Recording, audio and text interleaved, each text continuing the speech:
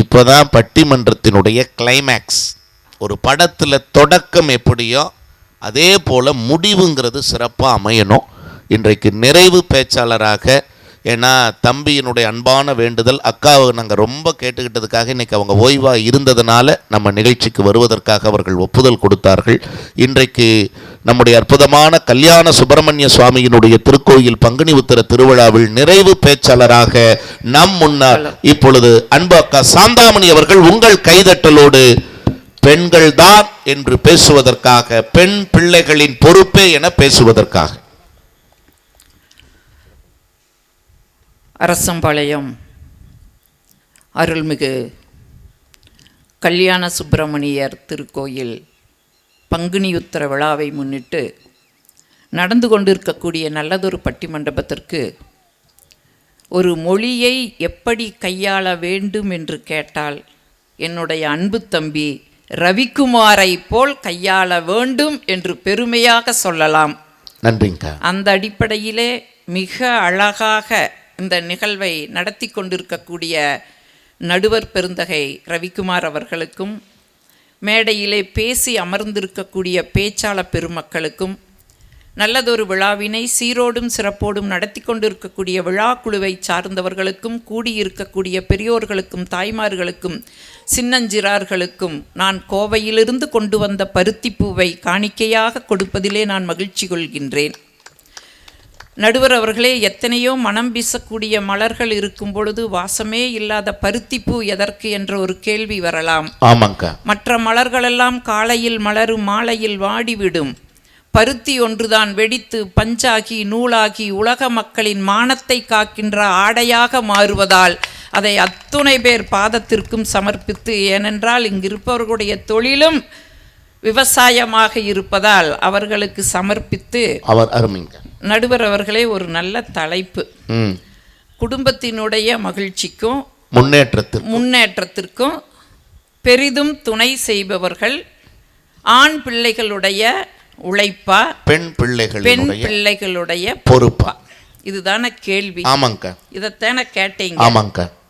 நடுவர் அவர்களே, இங்கிருக்கக்கூடிய அந்த கல்யாண சுப்பிரமணியருக்கு உண்மையிலேயே சக்தி இருக்குதுங்கிறத நான் நம்புறேன். நடுவர் அவர்களே, எப்படி சொல்றீங்க? எப்படி சொல்றேன் தெரியுமா? என் தம்பி வந்து பேசும்போது தங்கமணி பாதி பொய் பேசா 2 தடவை ஆப்பாச்சு. கரண்ட் கட் ஆச்சுங்களா? நான் 100% பொய் பேச போறேனாமா, அதனால 4 தடவை ஆஃப் ஆகுன்னு சாபம் விட்டா. ஆனா உன்னை கவனிச்சிங்களா? இங்க இருக்கிற சாமி உண்மையான சக்தி வாய்ந்த சாமிங்கிறக்கு அடையாளம். அவன் எத்தனையோ ஆண்களை பத்தி சொல்லிட்டு வந்து கடைசியில நாக்கு தடுமாறிச்சு பார்த்தீங்களா?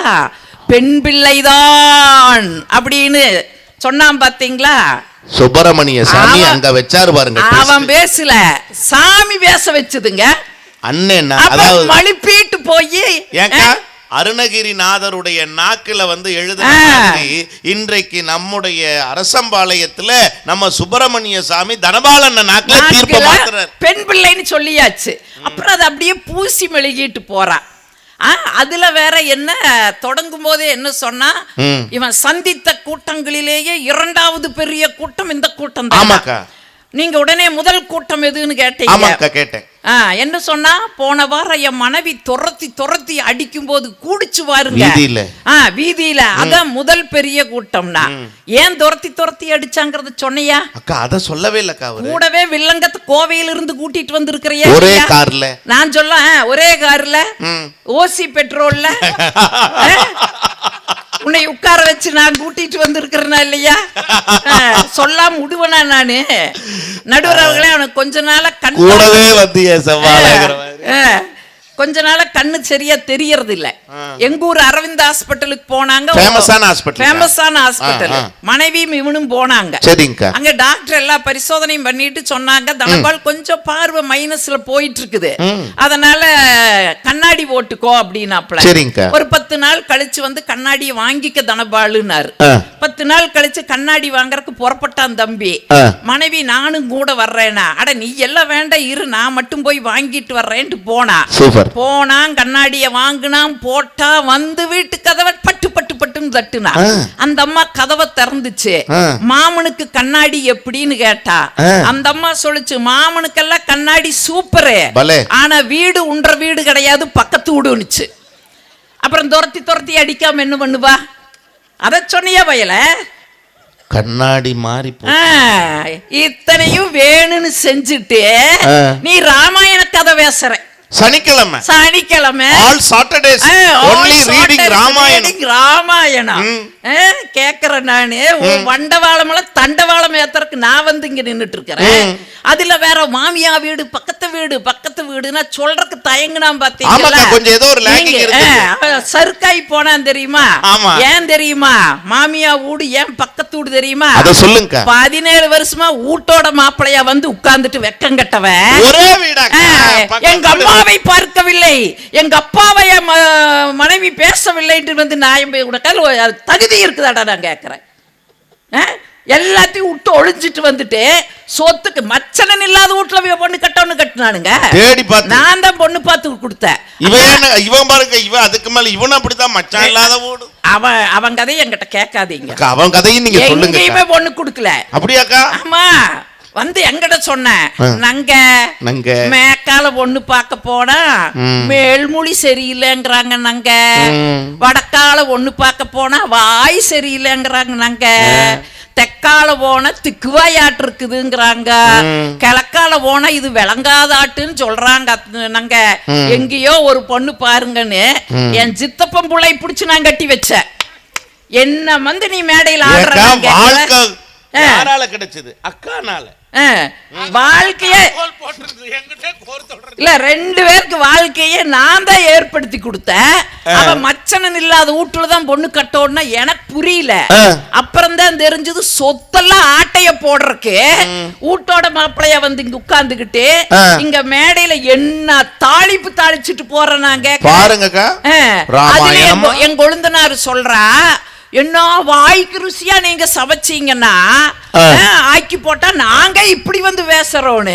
நான் கேக்குறேன், நாங்க வாய்க்கு ருசியா வக்கனையா ஆக்கி போடாமத்தான் இப்படி தொப்பையும் தொந்தியுமா வந்து உட்கார்ந்து இருக்கிறேன். வாய் மயிறுமா வந்து உட்கார்ந்து இருக்கேன். சேர்ல உட்காருன்னா சேர் ஃபுல்லா உட்கார்ந்துட்டு இருக்கேன். பாருங்கக்கா, நல்ல நிறமாச கற்பனைக்கு வளகாப்பு பண்ற மாதிரி. எங்க வீட்டுல அரிசி மூட்டை நாங்க இப்படித்தான் சாச்சு போட்டுப்போம். மேடையில் வந்து நல்லா உட்கார்ந்துகிட்டு வாய்க்கு ருசியா ஆக்கி போடுறீங்களா? இதுல நான் கேக்குறேன், எங்களுக்கு எவ்வளவு அழகா எங்களுக்கு பேர் வச்சிருக்கிறாங்க. சாந்தாமணி, தங்கமணி. என்ன வந்து எங்களை நீ சொல்ற ஜில் ஜில் மேனி, ஜிலேபி ராணி, ஜில் ஜில் மேனி, ஜிலேபி ராணி, சேலை கட்டின சுனாமி, ஜாக்கெட் போட்ட சந்தரம் எங்களுக்கு பேரு. நடுவர் அவர்களே, மேடையில எங்களை இப்படி சொல்றீங்களே, ஒரு மேடையிலாவது நாங்க ஏன் வேட்டி கட்டிய வேதாளமே? நானும் தாக்கா கட்டியிருக்கேன். அது நடுவர் தீர்ப்பு எங்களுக்கு சொன்னா அது உங்களுக்கு வராது. அப்ப எனக்கு வராது. தீர்ப்பு எங்களுக்கு வந்ததுன்னா நான் சொல்றது எதுவுமே உங்களை தாக்காது. சரிக்கா, சரி. ஒரு மேடையிலாவது ஏன் வேட்டி கட்டிய வேதாளமே, ஏன் சட்டை போட்ட சனியனே, துண்டு போட்ட தொப்பு கட்டதே, பனியன் போட்ட பைத்தியமே, ஏன் பேண்ட் போட்ட பேக்கே, இப்படி ஒரு மேடையில நாங்க சொல்லி இருக்கிறோமா? சொல்ல மாட்டேன்னு தான் சொல்லிட்டீங்களேக்கா. நடுவர் அவர்களை சொல்ல வச்சுட்டாங்க. அதனாலதான் நாங்க சொல்றோம், இவ்வளவு பேசுனாங்க 2 பேரும். நான் ஒரே ஒரு கேள்வி கேட்கிறேன் நடுவர், ஒரு நாள் பெண்கள் வீட்டில் இல்லைன்னு வைங்க, எங்களை இவ்வளவு குற்றமலையில கொண்டு வந்து நிறுத்தினீங்கல்ல, ஒரு நாள் நாங்க வீட்டில் இல்லைன்னா உங்களுக்கு ஒரு நாள் பொழப்புத்தான் நடத்த முடியுமா கேக்குறேன் நானு. எப்ப பார்த்தாலும் தனபால் அக்கா நல்லாம்பளையம் வந்து என்ற வீட்டுக்குவா. ஏன்னா அவர் தோசை கல்லு, நாங்க தோசையாமா. அக்கா என்ற வீட்டுக்கு வா. ஒரு நாள் போயிட்ட நடுவர் அவர்களே, தம்பி கூப்பிடுறானே ஆசையா ஒரு நாள் அந்த பக்கம் போனவ வீட்டுக்கு போனேன். அவர் அன்பை மதிச்சு வந்திருக்கீங்க. அவங்க மனைவி ஊருக்கு போயிட்டாங்க. வராதக்கா வந்திருக்கிறேன் இருக்க தோசை சுட்டு போடுறேன்னா நான் சொன்னேன், உனக்கு எதுக்கு சாமி ஒரு சிரமம், நான் இன்னொரு நாள் வர்றேன்னு. என்னக்கா இப்படி சொல்ற? நல்லாம்பாளையத்திலேயே தோசை சுடுறல் நான் தான் எக்ஸ்பர்ட். ஏன்னா அவங்க தோசை கல் இல்லையா, அதனால தோசை சுடுறலே நாங்க தான் எக்ஸ்பர்ட்னா. சரின்னு தோசையை சுட்டு கொண்டு வந்தா. நடுவர் அவர்களே ஓரமெல்லாம் கருகி கிடந்துச்சு, நடுவுல மாவு அப்படியே இருந்தது. அட தம்பி எப்படிடா சுட்டேன? அக்கா இப்படித்தாக்கா சுட்டேன்னு கூட்டிட்டு போய் அடுப்படியில காமிச்சா தோசை கல்ல தலைகீழ போட்டு தோசை சுட்டு இருந்தா. நாங்க வேற தோசை சாப்பிட வீட்டுக்கு வாங்கக்கான அழைப்பு வேற.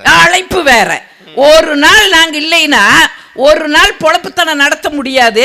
நீங்கெல்லாம் மேடையில வந்து இந்த ஆட்டம் போட்டுட்டு போறீங்களே நான் கேட்கிறேன். நடுவர் அவர்களே, பாரதின்னு ஒருத்தன் இருந்தா, இந்த தேசத்திற்காக எழுத்தால் விடுதலையை வாங்கி கொடுத்த பாரதின்னு ஒருத்தன் இருந்தான்ல, அவன் இரும்பை காய்ச்சி உருக்குன்னு எழுதுனா. அவனுக்கு பால் காய்ச்சி தெரியல. மனைவி ஊருக்கு போயிட்டாங்க, செல்லம்மா பாரதி ஊருக்கு போயிட்டா. பாண்டிச்சேரியில பாரதி இருந்தாரு.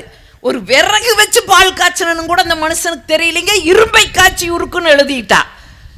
வீடு பூரா புகை மண்டலா, பூரா பேப்பரை வச்சு பாலை காய்ச்சினாரு. பாரதிதாசன் வந்தார். பாரதி என்ன பண்றீங்க? பால் காய்ச்சறேன். விடுங்க நான் காய்ச்சறேன். அந்த மனுஷனுக்கும் காய்ச்ச தெரியல, போயிட்டாரு. போயிட்டு அடுத்த நாள் வந்து பார்த்தா எந்த இடத்துல பாரதி பால் காய்ச்சினானோ அதே இடத்துல தலைக்கு கைய வச்சு படுத்துட்டு இருக்கிறா. அவன் காய்ச்சின பால் பாத்திரத்துக்கு கீழே ஒரு சீட்டு எழுதி வச்சிருந்தா, பெண்மை வாழ்கவென்று கூத்திடுவோமடா, பெண்மை வெல்கவென்று கூத்திடுவோமடான்னு சொல்லி எழுதி வச்சிருந்தான்னா, பெண்கள் இல்லைன்னா ஒரு நாள் பொழப்புத்தன் நடத்த முடியாது. நடுவர் அவர்களே, 6 மாசத்துக்கு முன்னால எனக்கு அவருக்கு சண்டை. சரிங்க, எனக்கு அவருக்கு சண்டை.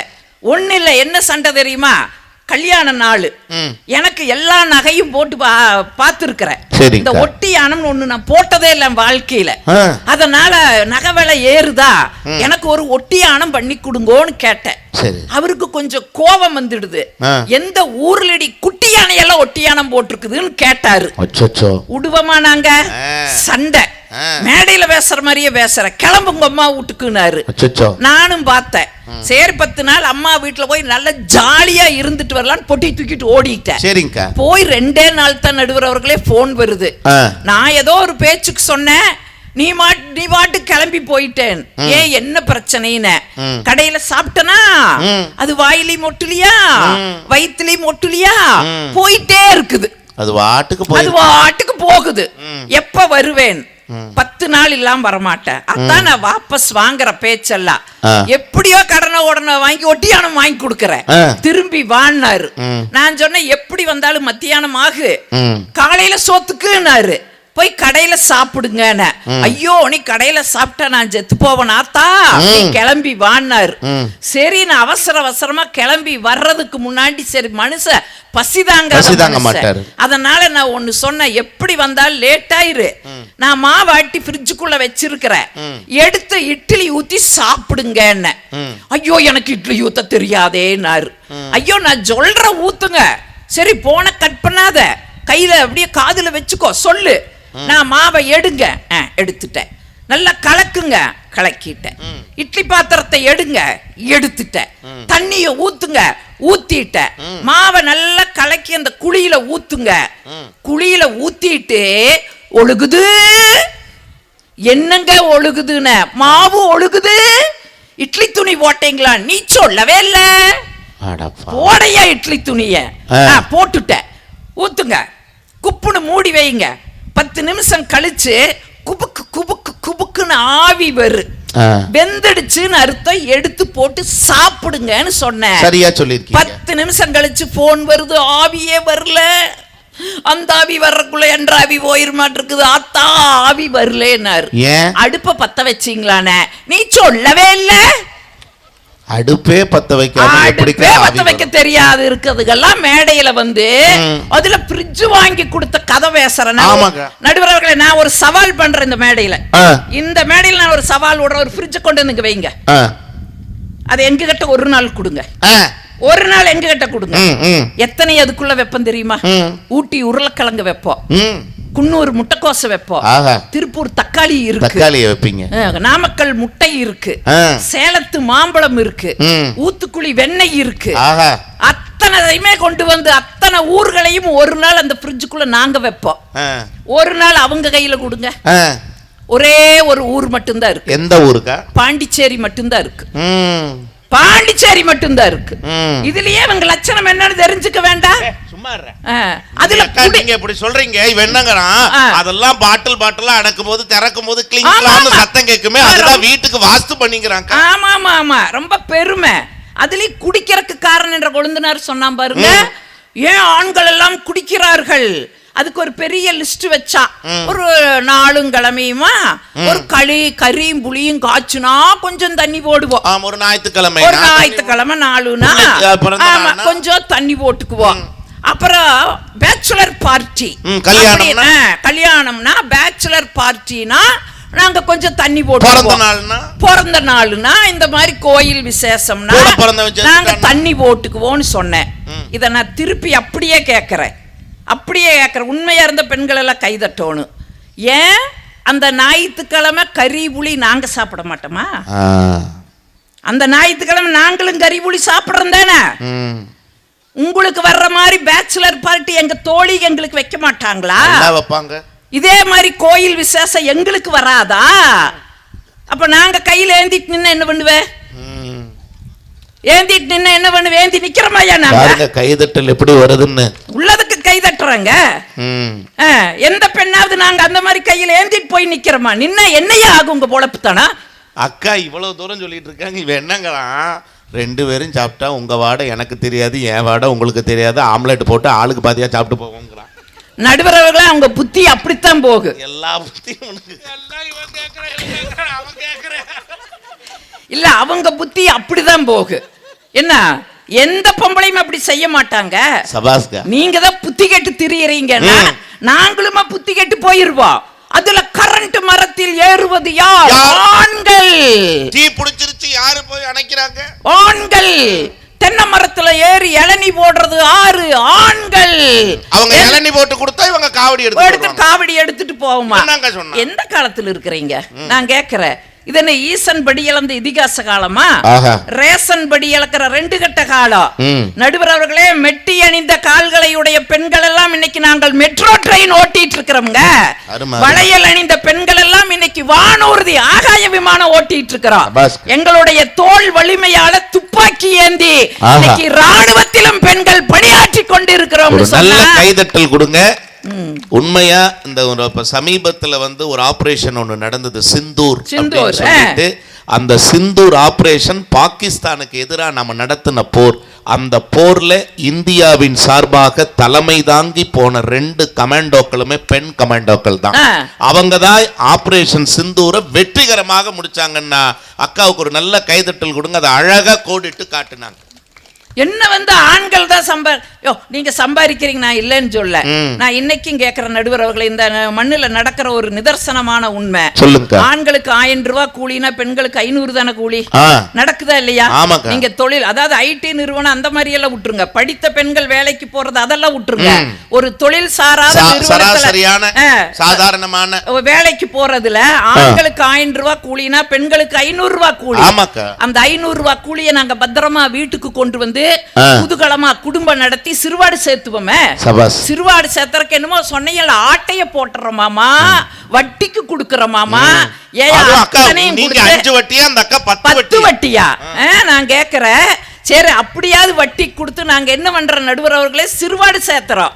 ஒரு காலத்துல அமெரிக்காவுல மிகப்பெரிய வங்கி எல்லாம் திவாலாகி அதல பாதாளத்துக்கு போன போது இந்தியாவின் பொருளாதாரம் உயர்ந்திருந்தது. அதுக்கு என்ன காரணம் தெரியுமா?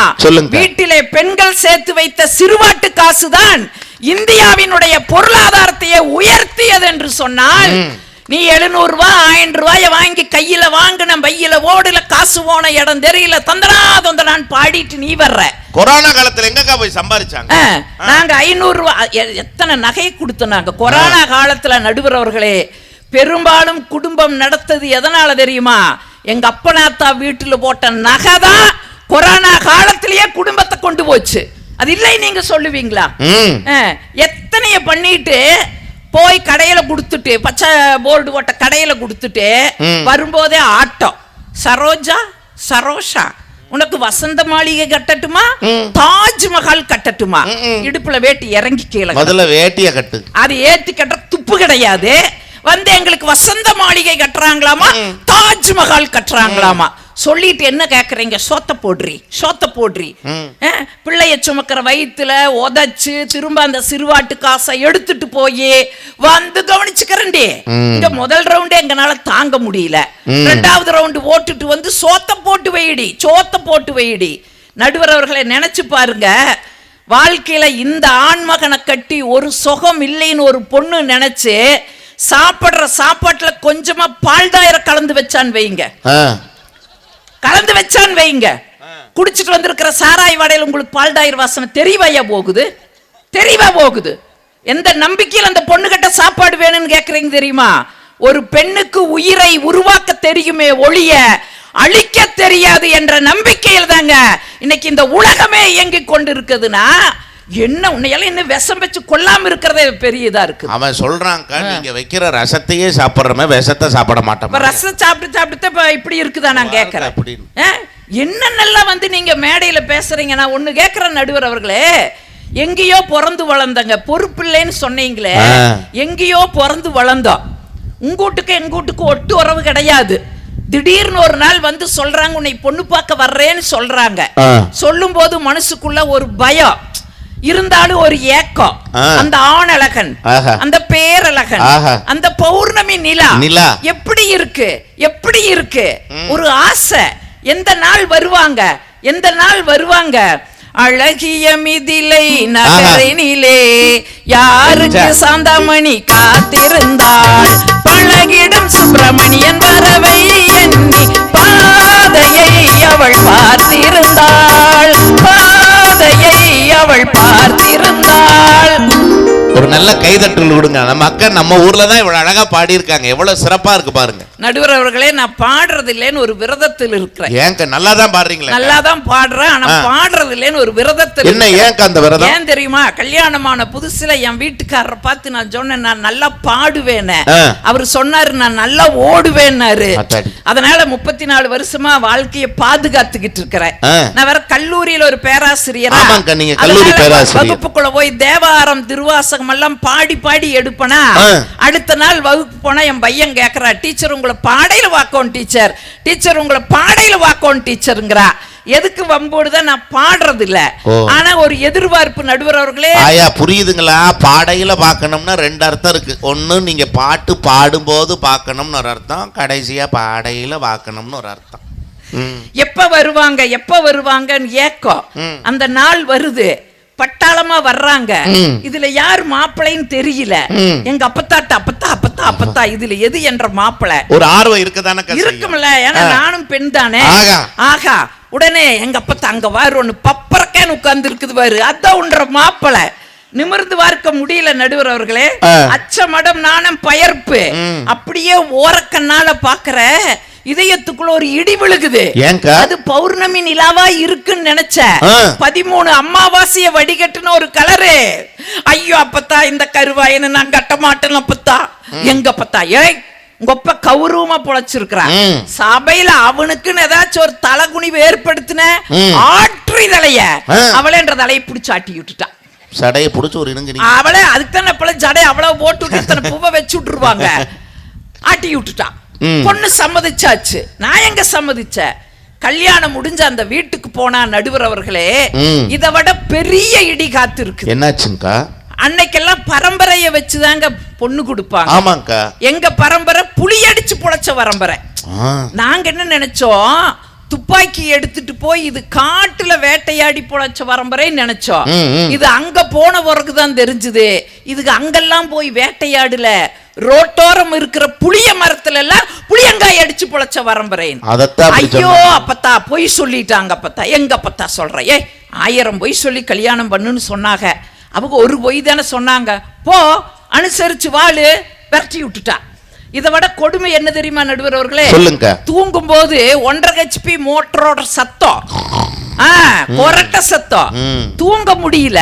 ஐயோ அப்பத்தா அந்த வீட்டுக்கு நான் போக மாட்டேன் அப்பத்தா, கொரட்டி விடுறாரு அப்பத்தா. எங்க அப்பத்தா இங்க பாரு, உனக்கு அப்புறம் 2 பிள்ளை இருக்குது. யாரு? எங்க சித்தப்பன் புள்ள. எனக்கு தங்கச்சி இல்ல, என் சித்தப்பன் புள்ள. அதுல ஒன்னத்தை இவனுக்கு கட்டி வச்சிருக்கிறேன். உனக்கு அப்புறம் சித்தப்பன் பிள்ளை கல்யாணம் ஆகணுமா? என் தங்கச்சி, எனக்கு தங்கச்சியே இல்ல, என் சித்தப்பன் பிள்ளை கல்யாணம் ஆகணும் தான். உனக்கு அப்புறம் 2 பிள்ளை இருக்குது. அதுகளுக்கெல்லாம் கல்யாணம் காட்சி முடிக்கணும். இங்க பாரு, நீ அவகுதான் தெய்வம், அந்த வீடுதான் உனக்கு கோயில். போ அனுசரிச்சு வாழு, விரட்டி விட்டுட்டா. நடுவர் அவர்களே, அன்னைக்கு கொரட்ட சத்தம் கேட்டா தூக்கம் வரலன்னு சொன்ன சாந்தாமணி இன்னைக்கு கொரட்ட சத்தம் கேட்கலினா தூக்கம் வரலங்கிற அளவுக்கு எங்களை நாங்கள் மாற்றிக்கொண்டு இருக்கிறோமே, என்ன பொறுப்பு இல்லாம போயிட்டோம். ஒரு நல்ல கைதட்டல் கொடுங்க எல்லா பெண்களுமே. தான் வாழ புகுந்த சூழலுக்கு ஏற்ப தன்னுடைய இயல்பை மாற்றிக்கொண்டு வாழுகிற தன்மை ஆணை காட்டிலும் பெண்ணுக்குத்தானே வாய்த்திருக்கிறது அப்படின்னா அதுதான் பெருமை. எங்கேயோ ஒரு பெண் சொன்ன கவிதைய வச்சுக்கிட்டு அதுதான் ஸ்டேட்மெண்ட் நீ பேசுனியே, நிஜ வாழ்க்கையில நாங்க வாழ்ந்துட்டு இருக்கிறோம் இல்ல. கேக்குறேன் நானு, நடுவர் அவர்களே, எத்தனைய நாங்க தியாகம் பண்ணிட்டு வர்றோம் சொல்லுங்க. நீங்க எதை தியாகம் பண்றீங்க? 3 முடிச்சு போடுறீங்க 3/4 முளை கைத்துல, அத்தனையும் விடுறோம் இல்ல. எங்க முதல் முடிச்சுல எங்க அப்ப நாத்தால மறந்துடுறோம், 2வது முடிச்சுல எங்க உற்றார் உறவினரை மறக்கிறோம், 3வது முடிச்சுல நடுவர் அவர்களே கல்யாணத்துக்கு முன்னாடி என் அப்பனுடைய குலதெய்வம் தான் என்னுடைய குலதெய்வம். கல்யாணம் பண்ண மறு நிமிஷமே என் கணவனுடைய குலதெய்வம் என்னுடைய குலதெய்வமாக மாறுகிறதுன்னு சொன்னா சாமியை நாங்க விட்டு கொடுக்கிறோமே. இது என்ன எங்களுக்கு பொறுப்பு இல்லையா? அதுல இன்னொன்னு கேக்குறாங்க, நீங்களும் வேற ஜால்ரா போட்டு எங்கெங்கெல்லாம் கேட்டாங்க. நம்ம முள்ள ஒண்ணு மருதையில கேட்டாங்க, மாயவரத்துல கேட்டாங்க. நீங்க அப்படி பாடுனீங்கல்ல, அதுல ஒரு கேள்வி கேட்டானல்ல, உள்ளூர்ல ஒரு வயலாவது கேட்டானா? ஏன்னா இது வாய்தான் அவங்களுக்கு தெரியும். நான் கேக்குறேன், உனக்கு மட்டும் உள்ளூர்ல வெத்தலை வச்சுட்டாடா காத்துட்டு இருந்தாங்க? 4 பேர் இருந்தாங்களோ. உனக்கு கதி இல்லாம ஊர் விட்டு ஊர் வந்தாட பொண்ணு எடுத்தீங்க, அப்புறம் என்ன குற்றத்தை மட்டும் எங்க மேலேயே வச்சுக்கிட்டு இருக்கிறது? நான் கேக்குறேன், இல்ல ஒரு அளவா பேசணும். அளவுக்கு மீறி நீங்க என்ன வேணா பேசினா நாங்க சபையில எடுத்து காட்டி பேசலாம், எடுத்தறிஞ்சு பேசலாமா? நான் கேக்குறேன், சந்தேகப்படுறாங்களா பெண்கள்? சந்தேகப்படுறாமா? நடுவர் அவர்களே, சந்தேகத்துக்கு வாழ்க்கையில நாங்க தீர்வு சொல்லுவோங்க. எங்க சந்தேகமும் வாழ்க்கையில ஒரு மகிழ்ச்சியை தரு. நம் ஆசை நிறைவேறுமா, கடல் அலையை போல மறைந்து போக நேருமா? நம் ஆசை நிறைவேறுமா, கடல் அலையை போல மறைந்து போக நேருமா? அன்பே சந்தேகம் கொள்ளலாகுமா, கொடியசைந்தாட பந்தலின்றி போகுமா? என் அன்பே சந்தேகம் கொள்ளலாகுமா, கொடியசைந்தாட பந்தலின்றி போகுமா? ஈருடல் ஓர் உயிராய் வாழுவோம், சுகமாராத இன்ப உலகை ஆளுவோம். நாம் ஈருடல் ஓர் உயிராய் வாழுவோம், சுகமாராத இன்ப உலகை ஆளுவோம்.